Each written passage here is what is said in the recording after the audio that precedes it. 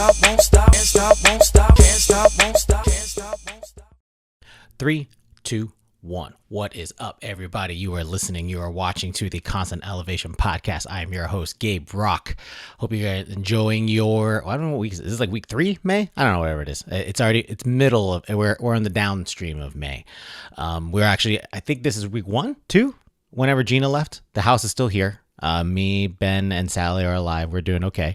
I actually think I'm going to have to, it's funny, I was cooking some dinner or lunch today and I realized I'm going to have to go to the grocery store. And I was chatting with my team. I said yeah, I think I'm going to have to go to the grocery store. Someone's like, do you even know where it is? I'm like, yes, I know where the grocery store is. Jerk. No, I'm just kidding. They were being facetious. But yeah, I have to go because I like going shopping for my meal prep because sometimes I don't even know what I want to get. And so I make some game time decisions. But usually the wifey and I will go on a Saturday, whatever it is, picking up our food. We try to do all the meal prep and planning for the week, and then we pick it all up at once. That way we just have our smart choices set and a little bit of poor choices. That's okay. You got to live, right?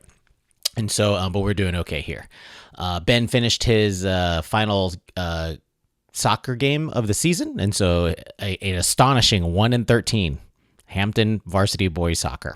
It is what it is. And so he had a good time though. And so now he's focusing on just focusing on his work. And then hopefully he will not get totally fat. If only he had a coach or a dad that knows about fitness and can teach him to stay in shape and has a whole gym downstairs. I'm just saying, but whatever. I also want to give a shout out to everybody who was able to place their orders in for these limited edition Can't Stop, Won't Stop morale patches. I'm processing all the orders and hopefully I'll get them out as soon as I get them in. I try and do I check every day, but then I probably process all the packages every other day. So again, if you want to get your very own Can't Stop, Won't Stop morale patch limited edition, please head over to constantelevation.co/shop and pick up your patch today.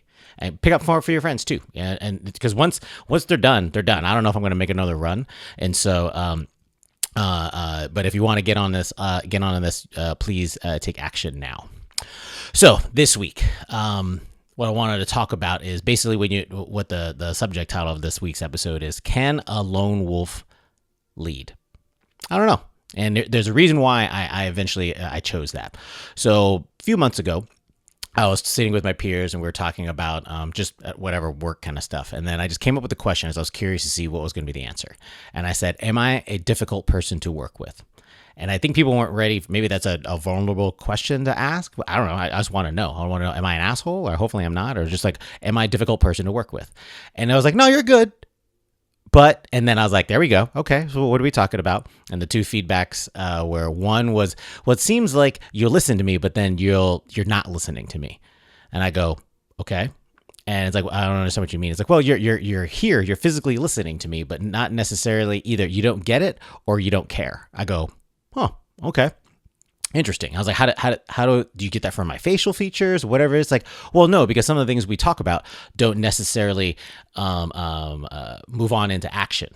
And I go, oh, okay. Well, depending on what we were talking about, it may not move into action because we just talked about it. And while I heard what you said, not necessarily, again, I'm talking to my peers, it would be a thing of just because you said it doesn't mean I take action on it. It could be a thing of noted, and either I'm going to consider it or I disagree with it. If I disagree with it, I'm probably going to say it out loud.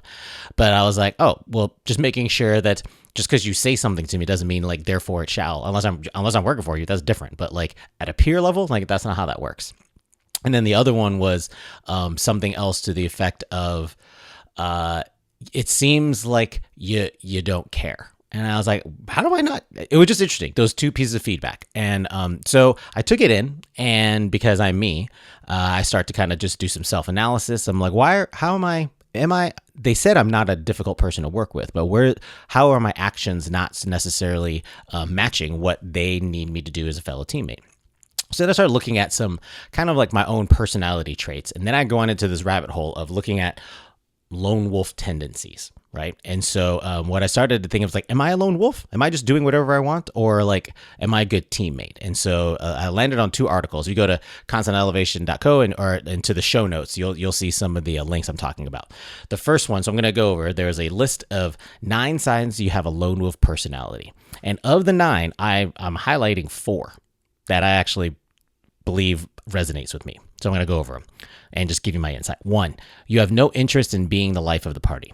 I don't. As much as I have an extroverted kind of personality, I'm not asking for the attention. I mean, maybe when I was younger, yes, I'm sure I was in college specifically. I was that attention hog kind of dude, but I'm not trying to do that right now. I don't need to be the life of the party. Do I enjoy having fun? Yes. Do I know how to get in front of an audience, or obviously an audience or a group of people, and know how to not work the room or whatever it is? Yes, I know how to do that. I know how to do the social butterfly kind of stuff, but I'm not necessarily trying. I'm just doing it because I'm not expecting any result. It's just my personality. Right. And so, but in my head, I'm not trying to be the life of the party. Number 2, you're not afraid to say no. I'm getting much more confident in my position to say, like, no, I'm not going to do that. That doesn't make, or like, I don't have time to do that. So I'm going to accept risk of not doing it and wait until someone yells at me, because through my actions, I'm basically saying no. And so that was like, oh, okay, well, maybe I am kind of like a lone wolfish kind of thing. What was the next one? You don't need constant validation from other people. Constant elevation. You see what I did there? I don't need constant validation from other people. That's actually what we always within the last few months, we've been talking about like love languages. Yes, those kind of love languages at work, just trying to understand the different personalities, because it's just, we're all coming from different spaces. And one of the young majors recently just said that he actually likes, like signs of affirmation. He's like, I like being told I'm doing a good job. And I'm like, well, I'm sure everybody likes that, but I'm not trying to seek it out seek it out. So he's like, no. I need it almost like constantly, just to make sure that I'm doing a good job. I'm like, oh, okay. Well, that's it. It's good to know at least how your teammates work, and that's why some of those personality kind of tests help you if you do it as a team environment. Highly recommend doing that. You can do like the four colors one, or lenses, or go into websites and do all the stuff. I think it's a good understanding of where your teammates are and how you can actually work best with them. Not only to understand your own personality, but the personalities that are around you. And then the final one, it says, of signs you have a lone wolf personality. You're a good judge of character. That's kind of weird, right? It's kind of weird. Like, that's a positive trait. I would like to be a good judge of character, and I do think I am. I do think I can. I love to talk to people, listen to them, and just figuring out, like, are you being kind of weird, or are you being actively engaging? You want to be part of the team or something like that. And so I believe I have a good read on people. Part of that is also my role as a CrossFit coach. Like, I need to understand where I need to kind of push some athletes or motivate them or rein them back a little bit, and a lot of that is going to be based on what their personality type is. I need to understand, are they going to be okay with a kick in the ass, or do I need to coddle them a little bit because they're really, really nervous about this certain kind of movement? And so, like, and that's okay. It's not right or wrong. It just is what it is. And so for their character. And so I just have to, I'm tuning my eyes and my senses a lot to making sure that I can be a good judge of character. So yeah, those were 4 traits. I already resonate with 4 of the 9 signs if you have a lone wolf personality. I'm like, all right, cool. So then the next one that I found, it led me down to another one of those personality places. Sorry, I'm looking at my my notes here. And this one is called 16. What is it called? I forget what it's called, like 16 personalities. That's another one where and eventually I came across the confident individualist. Okay. And so I bolded, if you go again, look in go to the constantelevasion.co, you'll see all the words that I'm going to be talking about. So here's a couple traits that I see in myself. Confident individualists tend to trust in themselves. Yes, I am like that. So where I get a lot of that trusting my gut is, a lot of times it happens when it's quiet.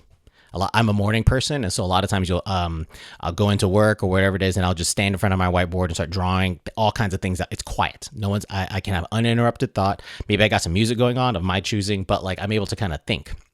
And so the output of that thinking is actually a really good sense of, I believe in this plan, or I believe this is ready for prime time, or whatever it is. And so those are where, like, my trust in myself is, because I put in a lot of hard work in the behind the scenes that people don't necessarily see. Some people will see that they'll see it as cockiness. No, don't get it twisted. It's confident, but confidence is because I work really, really hard, or I trust in my teammates and I have to rely on them to make sure that I'm getting it right. So that's where the confidence comes from. It's not just with so boasty kind of movements. It's because I work hard at my craft. One of the other ones, they're opinionated, but they aren't excessively worried about what others think. Yes, I do believe, especially in my role here at Lead Command, like, I can have an opinion, but I also know my responsibility is to make a freaking decision. And so I take that that responsibility very strongly. And so I want to make sure that, and I can't be worried about, well, is someone going to not like this, or I'm going to, you could be cognizant and obviously don't be an asshole, but like, do your job. Everybody's going to be relying on it. I don't care wherever position you're at on a team. If you do execute your job correctly, the whole team is going to benefit. Again, you're not doing it at the expense of others, because that's not right. But making sure that you're not worried about everyone's opinion. If that's what your job is to make a decision, then damn it, make a decision. And then the third, two more. This isn't to say that confident individuals can't work well with others. Far from it. So that's kind of good. It's like, if I'm a confident individual, I can work well with others. And I do believe I can. Depending on what the subject matter is, I may have to surround myself with more technical experts. But for the most part, I find myself a very workable person to work with. And then the final one was, that said, these personalities may be willing to take up the reins of leadership if that's what is necessary to turn those ideas and skills into real world progress. There we go. That one, when I read that one, I was like, that's definitely me as a confident individualist. And so, because I enjoy being in leadership positions. I think as I've grown in my Air Force career, not that I'm going to not ever make mistakes again, but like I have a lot of runway behind me that has given me some insight as to how to work with teams, how to make processes more efficient, just finding the way to make sure inclusive conversations can happen. And then yet on a timing and tempo that supports operations, because we got to get done. I always tell people I'm not a problem admirer. If you're going to work with me, then you got to learn how to be agile, move fast, because I tend to move very, very fast. Not hold my beer. Now, sometimes hold my beer fast, but a lot of times it's just going to be it's not me that's driving it. It's the operating environment requires us to take action now. And so, and if we get it wrong, we get it wrong. We'll adjust fire as we go along, but at least we're taking action. So those are some of the things, again, just that self-analysis. And I highly recommend if you go and do these personality tests or something like that, do some self-reflection, and then just really kind of understand what kind of leader are you, and then maybe do the same thing with your teammates to find out what kind of personality traits they have. They may not even know certain things about themselves. Just the tests themselves are actually very, very enlightening. So in my head, going back to my original question, can a lone wolf lead? First off, can a lone wolf lead? No, because you're alone. Who are you leading? Yourself? That's not really leading, but anything. And so in the end, even though I share some traits of a lone wolf, I do not consider myself a lone wolf. Just because the nature of the job does not allow that. I have to work with my teammates. I have to set the conditions for our team to be successful. And I want to make sure, whether that's at the gym or at work, any place that I'm at, I'm trying to figure out ways to be a positive contribute to the team, and that you can't do that as a lone wolf. Do you have certain ways that you tend to process information? Sure. Maybe some people are a lot more they learn by pictures, or they need time to read some things, and you got to make sure you give them all the details. They love to be micro-informed. Just learn all those kind of pieces and then figure out how to make it work. If you try and drive other people to change, unless it's like a completely crazy, egregious wrong, obviously don't address those kind of toxic behaviors. But apart from that, people are just people. Work with them. I want to believe that everybody here in whatever team I'm at doesn't have malicious intent, and we're all trying to, we're all on the same team, right? And so those kind of pieces don't, even though if you're exhibiting some of the lone wolf traits, remember that you're not one. You can't be one in a highly effective team. So, all right. So yeah, that's what was going on in my head. Just a little bit more self-analysis, and just trying to be, share my stories as far as what's going on at these senior levels. And we all struggle. The struggles at this level doesn't change, regardless if I was a lieutenant, a captain, or whatever it is. Like, they still existed, and I still want to be a good teammate. So, team, hope you guys take care of yourself, and then I will talk to you next week. Peace.